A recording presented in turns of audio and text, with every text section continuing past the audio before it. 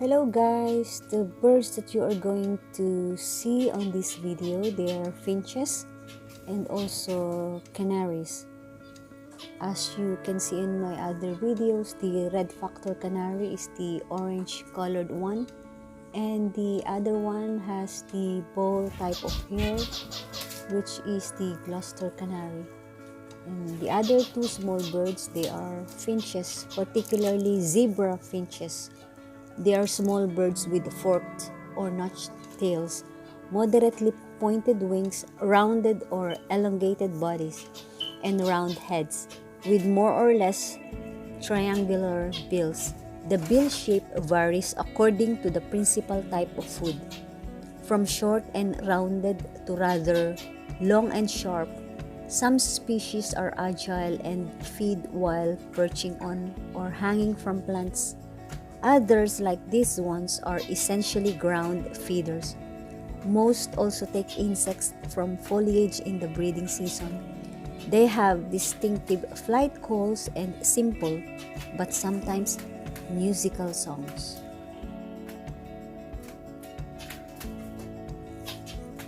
How are canaries and finches different from other birds?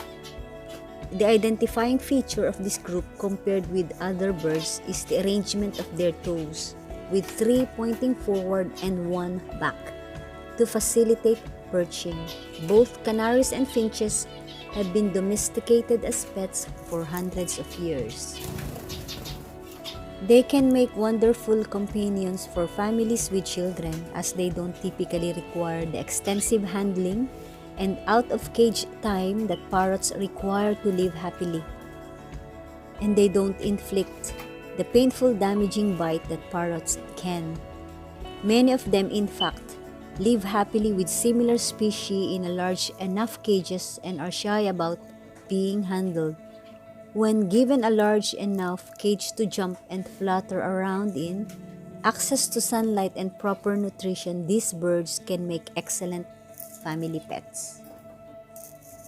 While many finches are very social and are best housed in pairs or groups, canaries are successfully housed singly or alone.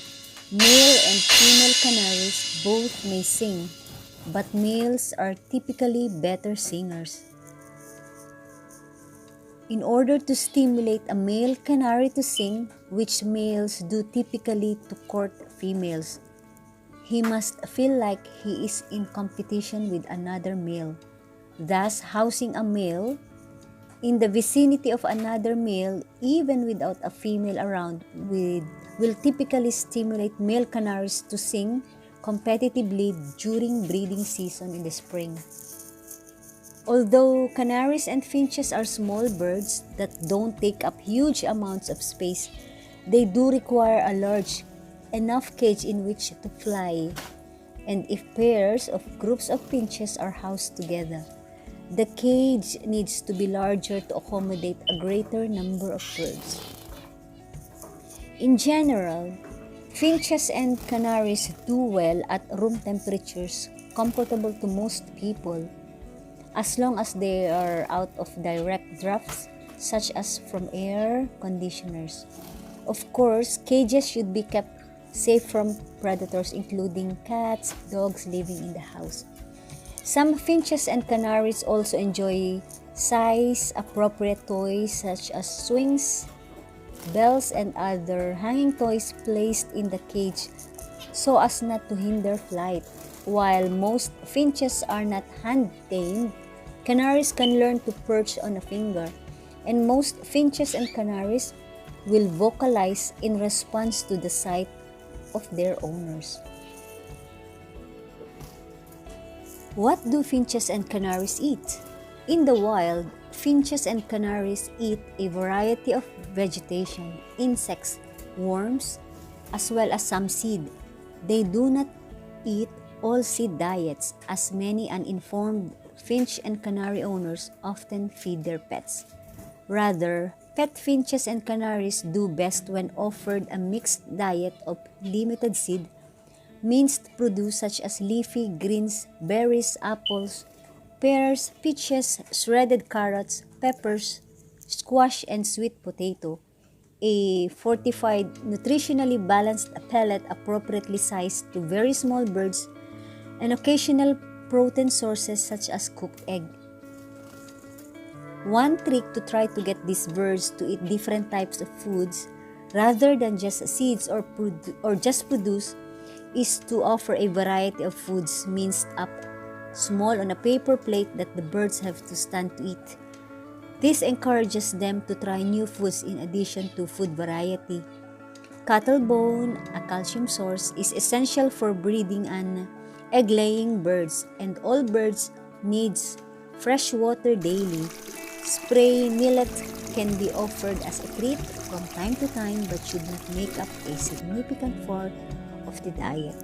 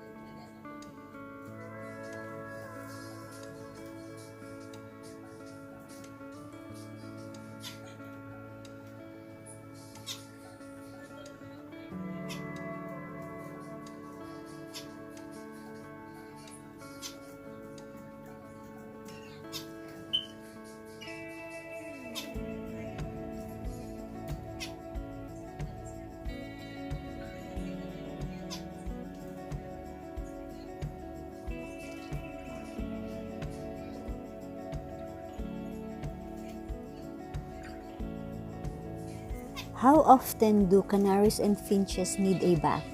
Canaries and finches like to bathe regularly, so a shop-bought bath or a simple dish of water, like in this video, should be made available to them at least twice a week. Bathing clears dust from feathers and helps the birds to cool off. They also enjoy splashing around even if they're not particularly dusty or hot.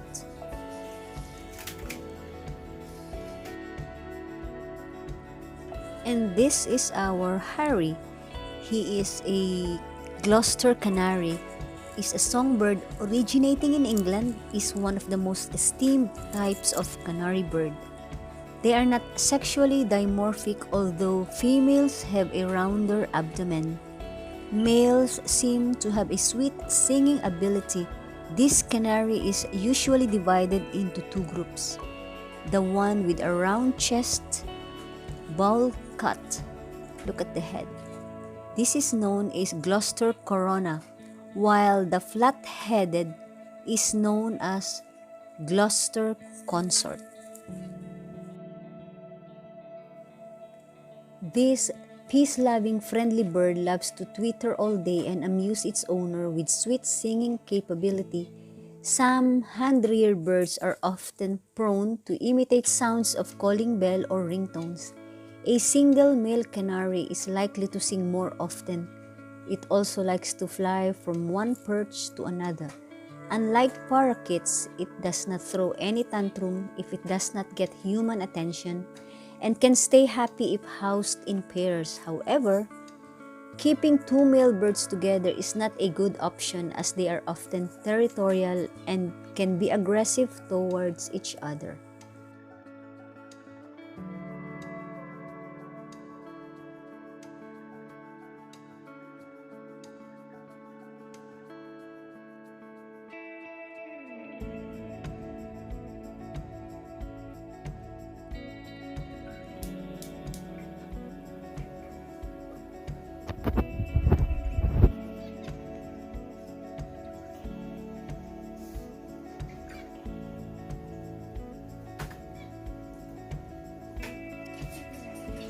Watching them every day is really a delight and really relaxing to me.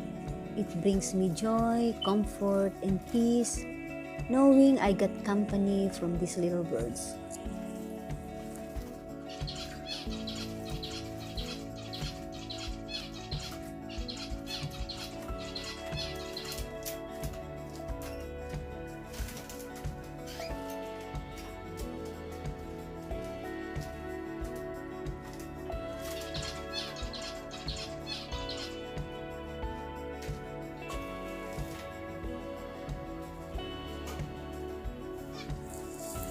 So much for these birds, and I hope you enjoyed somehow watching them, and thank you so much. Till next video. Bye.